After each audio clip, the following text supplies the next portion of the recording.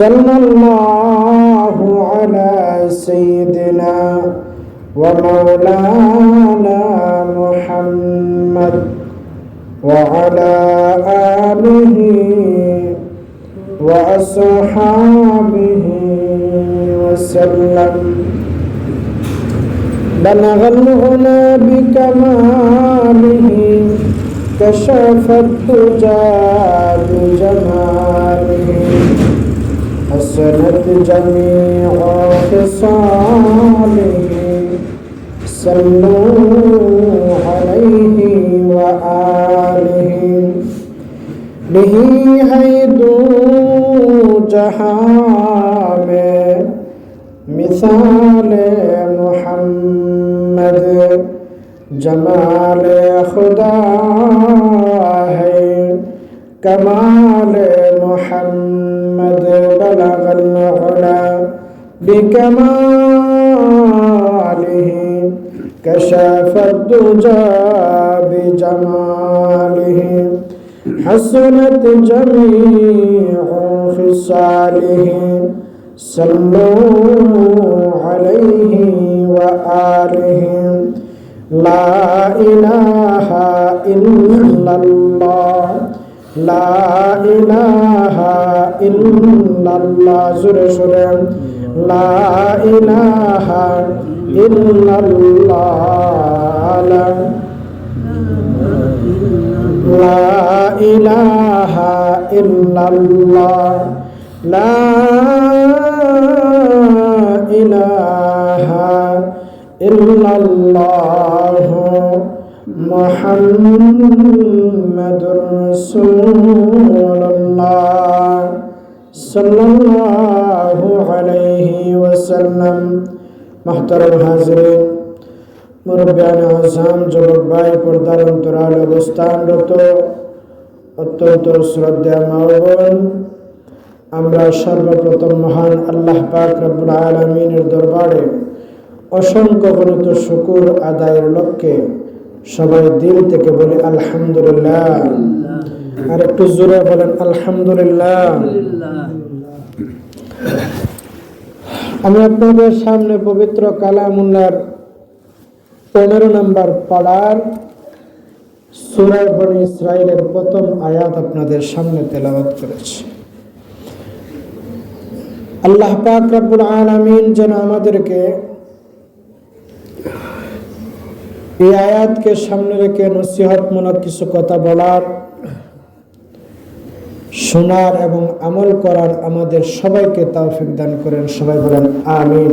আমিন।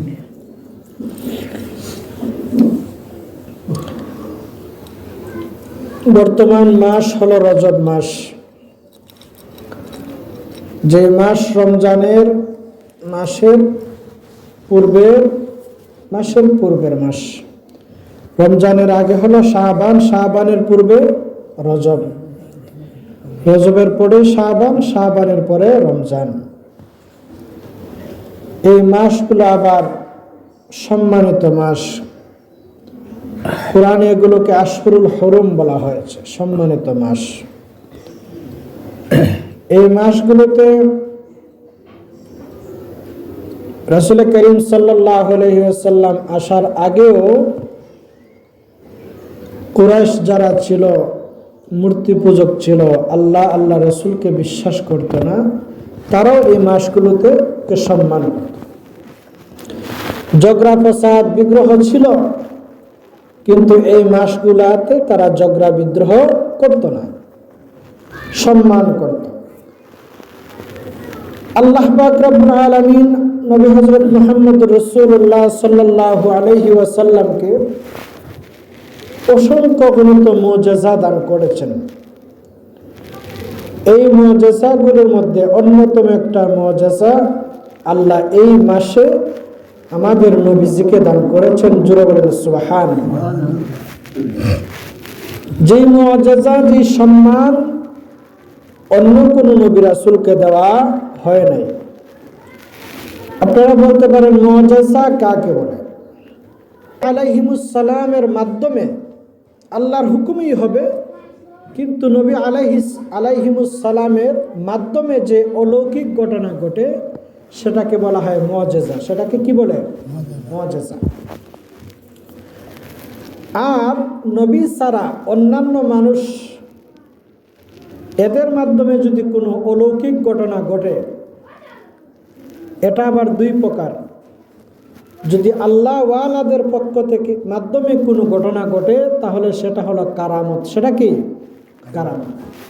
যেমন আল্লাহর ওলিদের মাধ্যমে অনেক ঘটনা ঘটছে।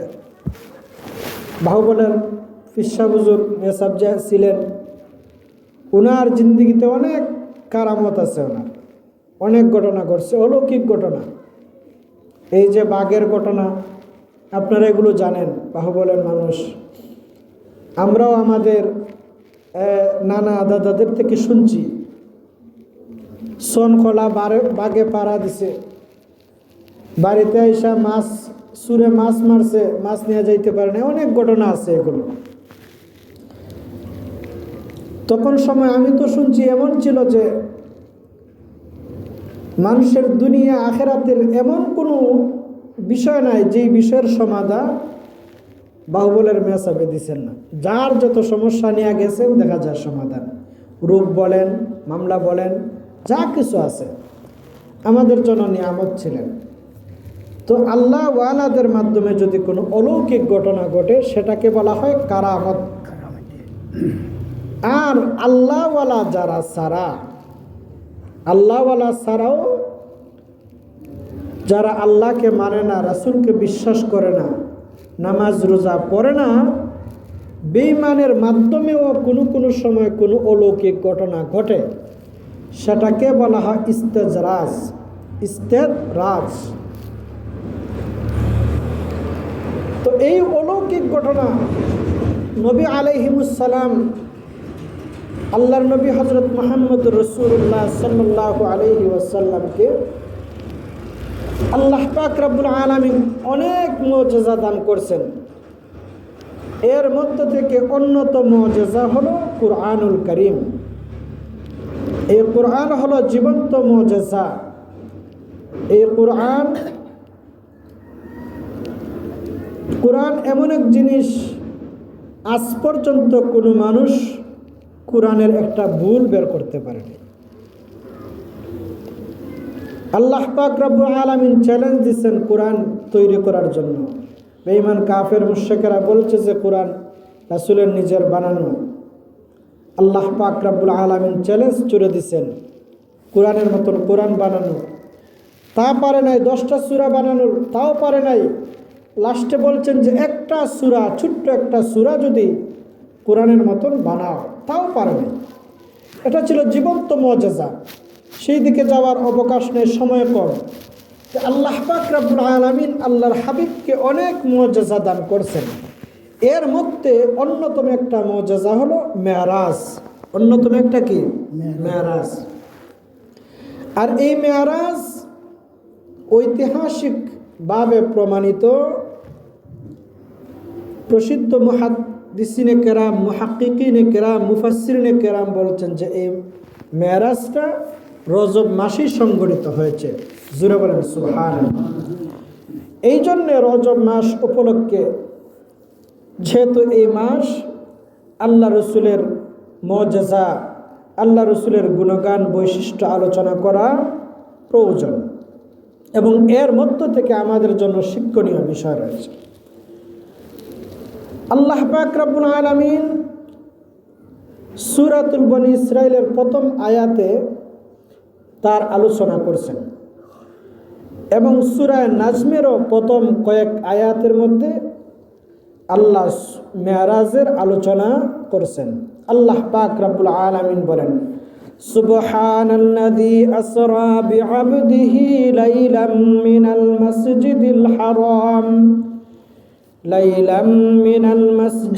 হারাম ইলাল মাসজিদিল আকসা।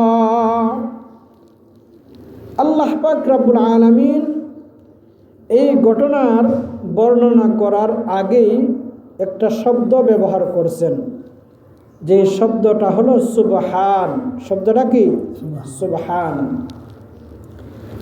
আমরা অনেক সময় আশ্চর্য কোনো কিছু শুনলে বা দেখলে কি বলি? সুবহানাল্লাহ বলি না? সুবহানাল্লাহ।